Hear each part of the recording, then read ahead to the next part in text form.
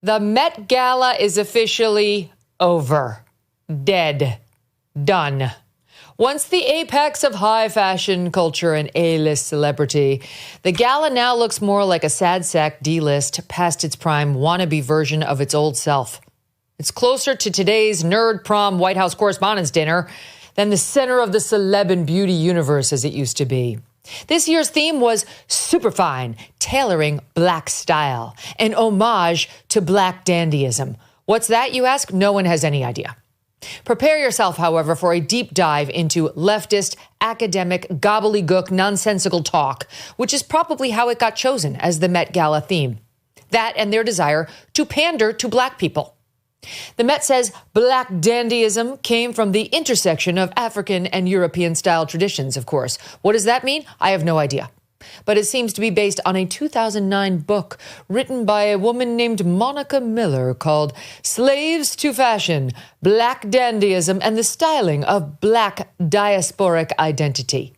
Okay, so far we have dandyism, intersection, and diasporic identity. So we're batting 1,000 on the scale of leftist code language that will make liberals sound smarter and feel superior.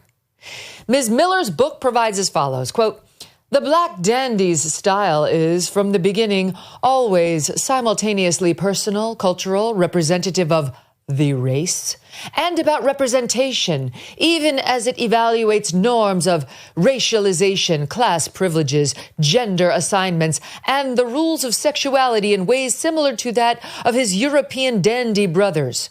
All clear now? No one is. The whole point is to lose you and sound smarter than you by saying words that are totally empty and meaningless. Dandyism, for those still lost and looking for meaning, is, per the New York Times, quote, "a style of elevated dress once imposed upon enslaved people, remade by black aesthetes." What is an aesthete, you ask? Why, it's a person who has or pretends to have a special appreciation of art and beauty, like that woman who wrote the book and the people at the Met and the people who write at the New York Times, who must be really familiar with the term aesthete, A-E-S-T-H-E-T-E, because it sounds like them. In any event, aesthetes who remake all of this into a tool of social mobility and self-definition. Does anyone understand any of this any better? No, you're not meant to, you dumbasses. You have to go to Harvard to understand what these people are saying, how they speak, and how they code talk. It's all just a dressed up way of saying, by the way, we are pandering to black people because we love black people, and that makes us good people. So what did we see last night? Well, it was basically Black Lives Matter at the Met. It was a parade of black Americans, leftists, in their dandy style, which, near as I can figure, appears to mean over-the-top black and white with weird shapes and vaginas showing. That's also apparently part of dandyism. Cramming into the Met, where the invitation-only tickets went for $75,000 a plate, and that's only for the losers willing to actually pay to rub elbows with stars like Lisa. Who is Lisa, you ask? Yes, I wanted to know too. She's the girl from White Lotus who was dating the security guard. Remember? She's top-notch star talent right there, people. Lisa. And how did Lisa interpret superfine dandyism? Apparently, it meant putting Rosa Parks on her vagina. Yes. This was the height of culture and high couture. Civil rights icon Rosa Parks reduced to a vagina cover. Look at this. Is that part of the diaspora? Is it? I'm asking Anna Wintour for a friend. Maybe somebody we know a little better, a legitimate star, could help us out. Let's go to Halle Berry, one of the world's most beautiful women, right? Perhaps she nailed it. Here was her outfit. Let's take a look. Here she is. Okay. If you zoom down to right above the bottom of the screen, what are you seeing there on this dress that has slits in it, where you see like see-through and then black stripe and then see-through? Oh, it's a vagina. It's her vagina. Yeah. Apparently, she thought the diaspora meant the labia, which she all but showed. Halle Berry, let me tell you something. has been on a 5-year effort to prove to us how sexy she is ever since some actress named Lisa Ray McCoy said on a show that she'd heard Halle Berry is bad and boring in bed. Look it up. And honestly, since that date to now, Halle Berry has been doing inappropriate photo shoots and going over the top with her language about her bedroom prowess because she's never been able to let it go, which means it struck a chord. I'm sorry, but if it didn't ring a bell with you, you'd be able to laugh at it and move on. That's part of being a public figure. But she has been instead putting out progressively more and more provocative pictures of herself all the way through last night where she went full side vagina. You've heard of side boob? This was side pube, and it wasn't pretty. I'm sorry, she's not looking her best. This was not the time to go side pube. And I really hope it doesn't become a thing because it's not really the most attractive part. I mean, really, like if you really want to get attention now, just to go full pube, right? Like do the Kanye, Bianca Censori thing. Like don't phone it in, Holly. You really want attention? Let's see it. Put it on display. Don't be such a priss. And speaking of not pretty, what the hell happened to Vera Wang? I'm sorry, but she looked like something that you would find inside of a public washer dryer set after a college frat boy did his laundry, then fashion's it designer. You can't see it from this far away photo. Ideally, we will zoom in on Vera's face because it's seen better days. And look, she's aging. She's obviously not doing anything to fight the aging. All of that's fine. But you're going to put on a black tie outfit and show up for the diaspora at fashion's biggest night, you might consider a little under eye concealer. I'm sorry. I'm going to say it. Like, you needed it.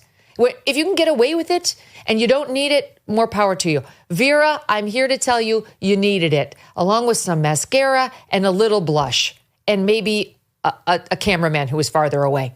It was shocking.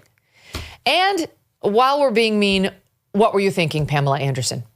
I mean, honestly, I know she's leaning into the I'm no longer a sex kitten, and I support her in that. I respect that, but she has leaned in so far. She has imploded into a large ball of makeupless sparkles, and I now miss barbed wire. This is not even recognizable. The weird pixie cut with the bangs, the little page boy bangs that are halfway down her forehead, and she's obviously put on some weight. Okay, again, fine. But like the dress was not flattering at all. It covered every inch of her. She looked like half man, half woman in this head to toe cover with no makeup on. I'm sorry, she can do better. Pamela Anderson in like jeans and a t-shirt is better than that. Colin Kaepernick was there again because it was BLM on a red carpet. Someone named Andre 3000 showed up with a piano on his back, which really did prove that this is really just a costume party and has nothing to do with fashion, which honestly is fine by me. I love costumes, but the advertising is all wrong. I thought it was supposed to be fashion's biggest night, high couture. It's a fucking piano on his back. How is that inspirational to this year's fashion season? And by the way, I happen to know, because I, in another life, knew Anna Wintour, she doesn't like all black. She likes colorful outfits. She gets upset when ladies and men wear all black. I don't know how she felt about the big black piano on that man's back, but whatever. That's his fashion statement. Whoopi Goldberg never misses the chance to dress like a man. Never. I mean, on The View, on the red carpet at the Met Gala, and you could be forgiven for mistaking her for one last night. Madonna, too, looked short. She looked stocky. And she looked manly. She went in all white. I mean, does dandyism mean cross-dressing? There was something about gender in that long, incomprehensible definition, wasn't there? And these stars think that they're being provocative by wearing tuxedos. One that was black and one that was white and the one that was black and white. And speaking of black and white, no one has done black and white this well since the black and white cookie. And it brings me to Kamala Harris. Did you see Kamala Harris last night? She did remind me of a black and white cookie with her weird little dress that, again, much like the Pamela Anderson dress, made her look like 3 times her size. Look at her. She looks enormous. She looks like the before picture for an Ozempic ad. I don't know what woman decides to add another 1/4 to her size with her dress choice. This is very odd to me. And there's Doug Emhoff in a regular looking tux, which given the other options we saw last night was fine.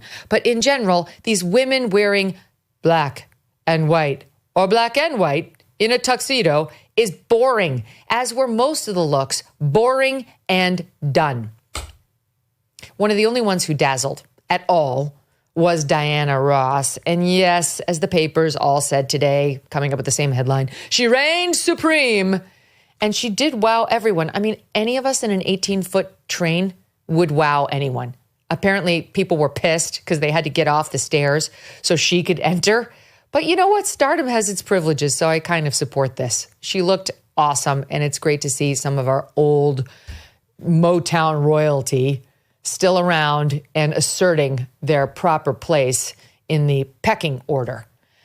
Look, the real problem with last night's Met Gala, I mean, there were many. It's just off point. It's too much privilege in the hands of too few people who we cannot stand.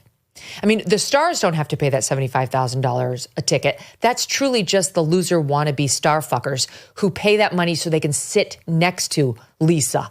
They don't even know who that is. Who are you? When you have to say it's the girl whose name, the name doesn't even come to mind of like who, what was that character named again?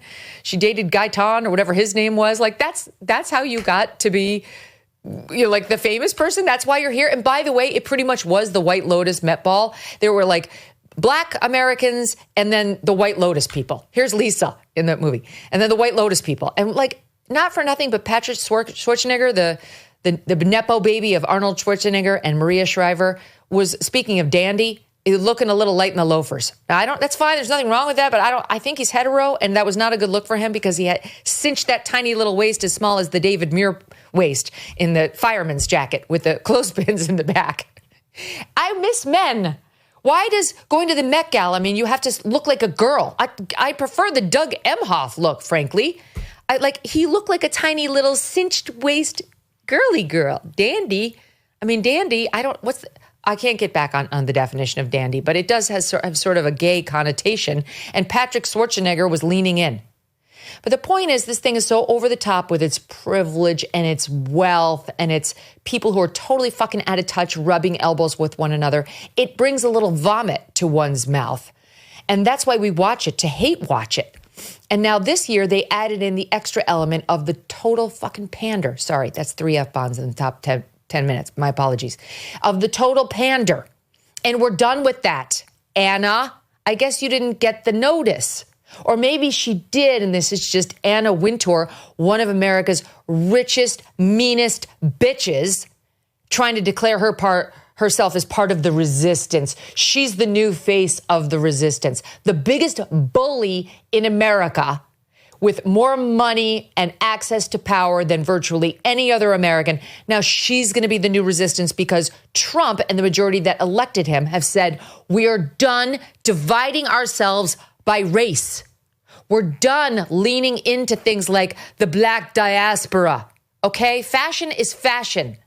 But she's got to do it because she's got to remind you that she's a better person than you are. And that, of course, means she's not. And her behavior proves she's not, because only people who are not need to run around trying to prove and lecture the rest of us on how good they are. This July, there is a global summit of BRICS nations in Rio de Janeiro. The bloc of emerging superpowers, including China, Russia, India, and Iran, are meeting with the goal of displacing the U.S. dollar as the global currency. They're calling this the Rio Reset, as BRICS nations push forward with their plans. Some worry global demand for U.S. dollars will decrease, bringing down the value of the dollars in your savings. While this transition won't happen overnight, the Rio Reset could mark a pivotal moment. So learn if diversifying your savings into gold is right for you. Birch Gold Group can help you move your hard-earned savings into a tax-sheltered IRA in precious metals. Claim your free info kit on gold by texting MK to the number 989898. With an A+ rating with the Better Business Bureau and tens of thousands of happy customers, let Birch Gold arm you with a free, no-obligation info kit on owning gold before July and the Rio Reset. Text MK to 989898 today.